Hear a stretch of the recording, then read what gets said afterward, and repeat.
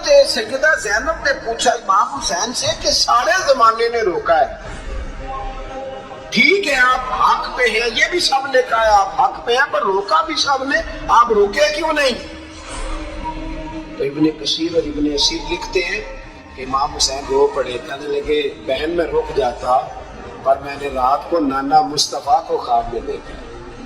تو حضور نے فرمایا حسین اگر آج یہ رواج پڑ گیا نا یزید جیسے لوگوں کا تو قیامت تک پڑا رہے گا، پھر لوگ کہیں گے کوئی نکلا نہیں تھا تو ہمیں بھی نکلنا، پھر لوگ ظالموں کے سامنے گردنیں جھکانے کے عادی ہو جائیں گے۔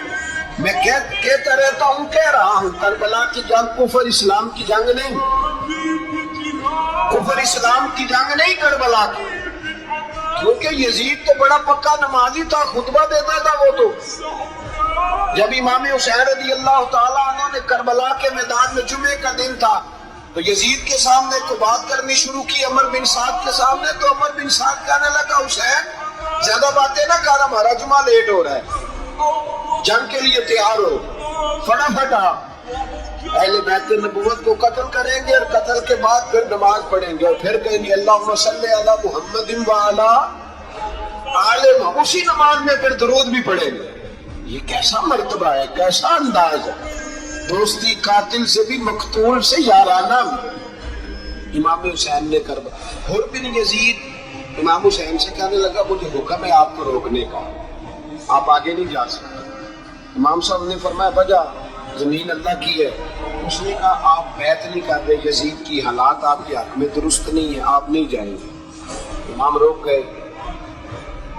ظہر کی نماز کا وقت ہوا تو حضرت علی اکبر امام حسین کے بڑے صاحبزادے انہوں نے اذان ظہر پڑھی تو حر بن یزید کے لشکر نے امام حسین کے پیچھے نماز ادا کی۔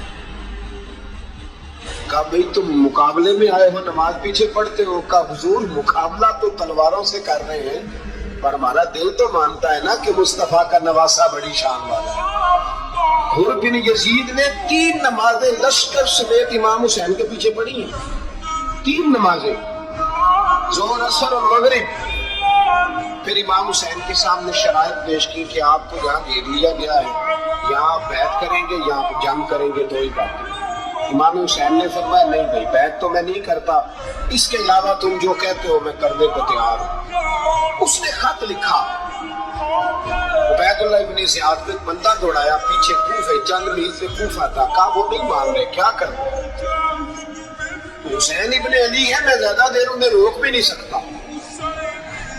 انہوں نے پیغام دیا حر بن یزید کو کہ کرنا کچھ بھی نہیں، ان کا پانی بند کر دو، بلیک میل کرو، کھانا پانی نہیں ملے گا، چھوٹے چھوٹے بچے ہیں، خود ہی مان جائیں۔ حضرت امام علی مقام کے بارے میں حر کے بعد جب یہ پیغام آیا تو حر کہنے لگا میری طبیعت نہیں مانتی حسین پر پانی بند کرو، دل نہیں مانتا۔ جب یہ لفظ کہے نا دوبارہ تو پھر عبید اللہ ابن زیاد نے عمر بن سعد کو 10,000 آدمی دے کے بھیجا، کہا حر بن یزید لچک دکھا رہا ہے حسین کے۔